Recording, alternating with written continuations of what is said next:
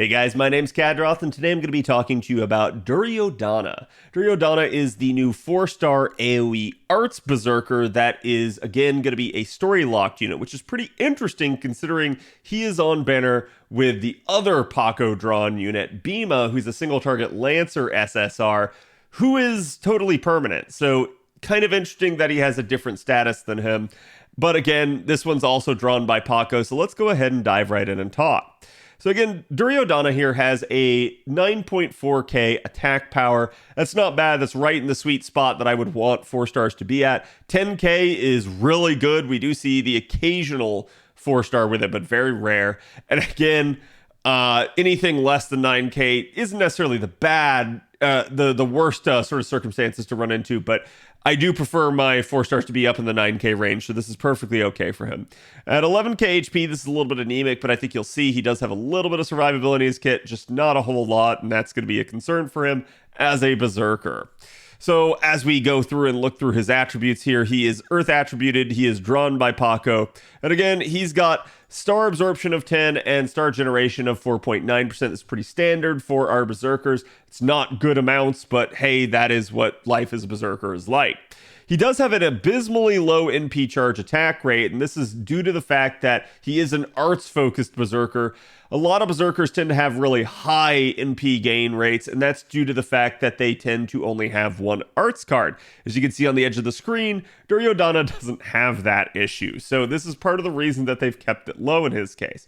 His NP charge defense is 5%, which is very high. It is really good to have. It means that every hit of every attack is going to charge him 5% of his gauge, so really, really strong there. And then his death rate here is going to be 45.5%, which is really high as well. So just keep that in mind that if you're ever facing someone that has the ability to death proc, you probably don't want to actually end up taking him for that fight. He is going to be lawful evil. He's a male gender. He's demonic, hominide, humanoid, servant, 7 knight servant, and weak to Enema Elish.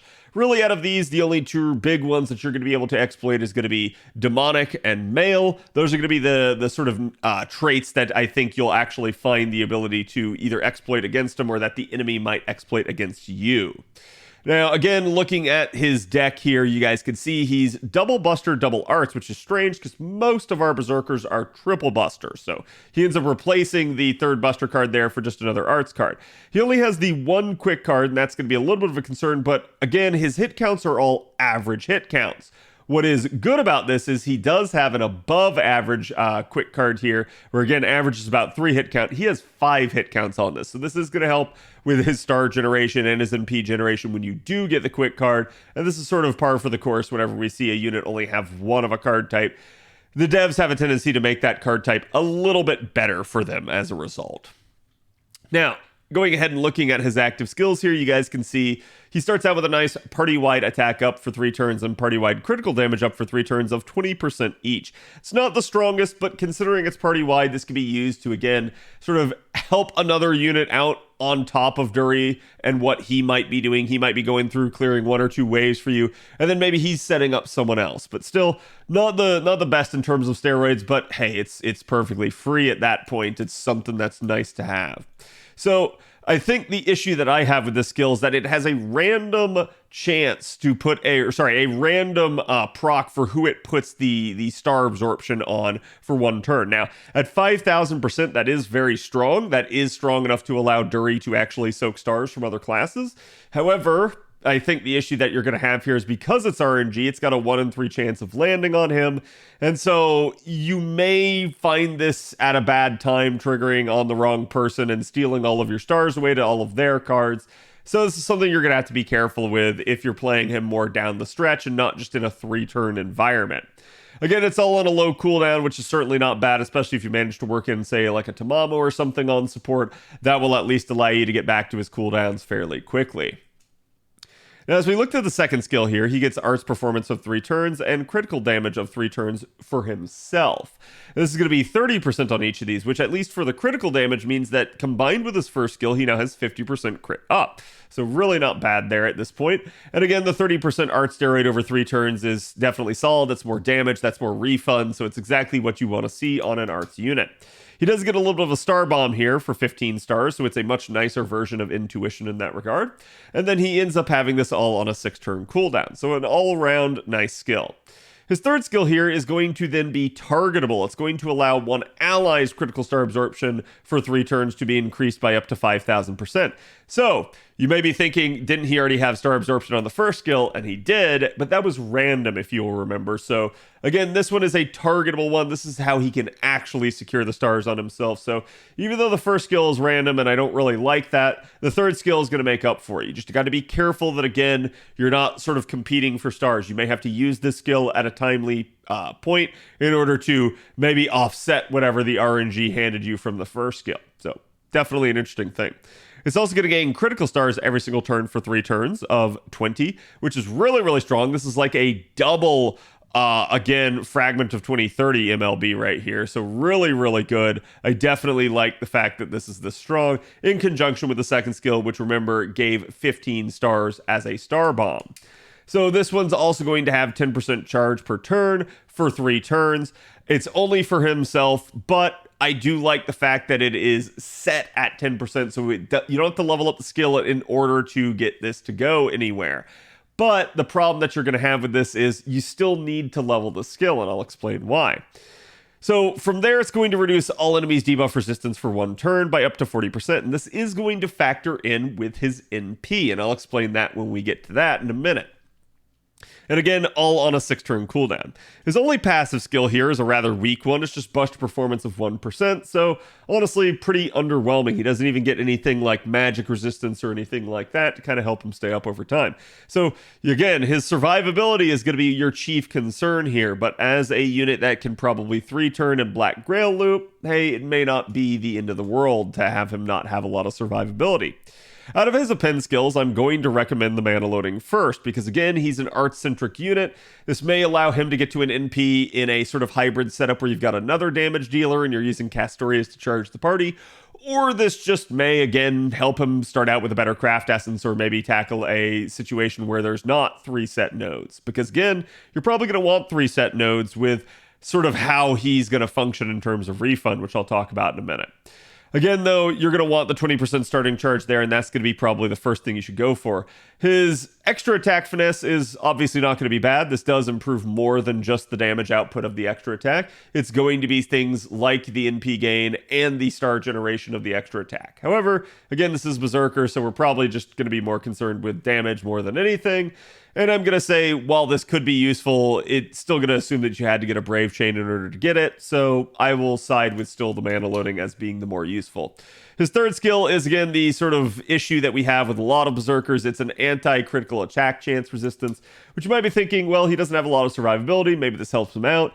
The issue here is, unless you have a lot of coins to spare, the other 2 appends are just flat out better, because at the end of the day, this only works against Lancer enemies. If he's facing any other enemy type and they crit him, they will just not have this factored in. So that's going to be the issue that you're going to run into, is it's already highly selective and not highly applicable in all situations. So I don't really think it's worth it, especially if you're tight for coins.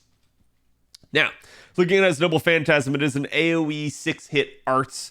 It is very nice in that regard. Again, just seeing it, it's a very simple NP. It just deals damage to all enemies, no extra effects right there on the normal part of the NP.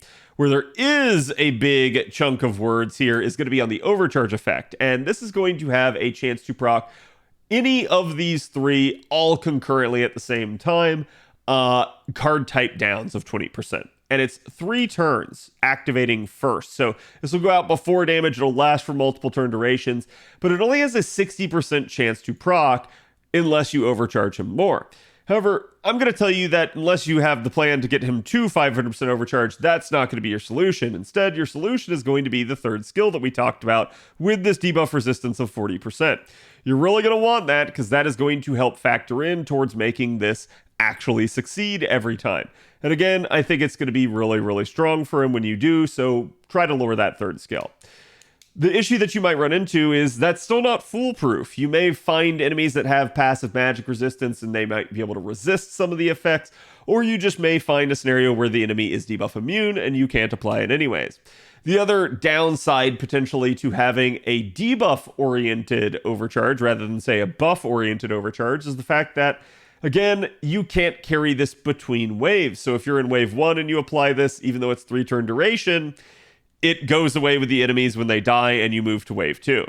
However, if you're in a challenge fight and you're fighting the same group of enemies multiple turns in a row, this means you can stack this, and that's going to be really nice for him because, again, it's not just going to be more arts damage here. It's also going to be more arts refund, which can be really, really good at helping him get back to another NP. So the fact that this is a 3-turn duration is fairly strong, and it is a nice 20% amount. So again, by turn 3, you might be looking at up to 60% extra arts damage there, which could really help out his numbers. Speaking of his numbers, let's go ahead and look at the damage output overall here. Again, I think you'll find that Dury is not very high up the list here, as we have some obviously big name 5 stars. And Dury just kind of comes in and sits right behind Sendo Rikyu here at about 21k. Now, this does assume the proc from his overcharge has landed, so keep that in mind. If he fails it, his numbers are going to be worse here. However, again, the fact that he is a 4-star, I think the biggest hurdle that's going to come here is the fact that he's story locked. If he weren't, you might have the chance of just getting spooked to him up to NP5, and then you'd have a nice solid AoE Arts Berserker, which I think would be really good for you. But because he's story locked, you're going to have to wait till either, again, you complete the chapter and then roll in the story banner, or the more likely scenario being you roll a raid up that he's on. So he's functionally limited in that sense, and that's one of the things I dislike about story locked units at this point in the game. But it is what it is. I do think they need to occasionally add story locked units in order to justify it. Still, I'm going to say that Dury's damage here is not that bad. He's, again, going to scale all the way up to 35k here. And remember, these are neutral numbers, which is weird because Berserkers are neutral against pretty much nothing other than Shielders. And we don't fight Shielders very often, at least not right now. So I'm going to tell you guys that, again, these are not bad numbers. As for his refund with just double Castoria will come in somewhere around 68%. That does not include his 10% charge per turn. So you'd be looking at more like 78%, and that even does not include overkill hits. So again, it is certainly possible to get all the way back to full depending on the enemy that you're facing, but you are probably going to want to face 3 set waves. You are probably going to want to take a 3rd support. That 3rd support could be someone like Oberon, again, for just pure damage and charge, or you might be looking at someone like, say, Nero Bride, just depending on the circumstances. You may find that he ends up a little bit too low, depending on the enemy type that you're facing, or, again, if you don't have enough enemies in a wave. So keep that in mind, and that's where I'm going to say maybe Oberon might be a good 3rd support option, as he will give you the most potential charge if you are facing a set of enemies that is less than 3. That way, he can just sort of brute force it for you. Now, with regards to that, that's if you're concerned with starting from 0% charge. Again, Dury can Black Grail loop, and so as a result of that, yes, Black Grail is going to be one of the craft essences I'm going to recommend to you. It's obviously going to help him out a ton, both in terms of damage and bumping those numbers up a little bit, as well as the fact that it scales really well with Oberon and his 3rd skill, due to the fact that Oberon has NP damage boost that effectively doubles any source of NP damage buff in the party. So really, really strong, considering it still impacts even craft essences like this. But again, maybe you're up against a weird set of waves and you don't want to start from 0 then as a result. So what would be another good option? Well, again, if you're on JP, I'm not sure you're going to see this come back anytime soon, but it is a welfare craft essence that a lot of you guys should have. For those of you on NA watching this video, this is actually going to come out right here as a welfare craft essence from Summer 6. So again, the fact that this event didn't get a rerun meant that a lot of people didn't get the opportunity to pull either Da Vinci Ruler or, again, Ocean Flyer again. But hey, for those of you still on NA, you still have that opportunity. Make sure you do not miss it, because Ocean Flyer is a very good all attack scaling art CE. And it starts out with, again, 50% charge here, 15% NP damage, which again, scale really nice with Oberon, and still 8% arts up. So it's a really strong powerful craft essence in that regard, and I do think it can work out for you really well. And there are numerous other 50% craft essences that might work well with Dury. Just keep in mind that as long as you have the right and appropriate setup there of having double cast Dury, it's more about finding the pieces that you need in order to be able to get through the waves. That may be a third support, that might be a nice Mystic code, again, something like 2030 might be, or sorry, Fragment 2004 might be something that'll allow you to actually refund enough. So just keep that in mind.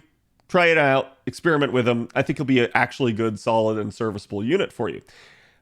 I hope you guys enjoyed this one. I will see you guys for the next one. Thank you for watching.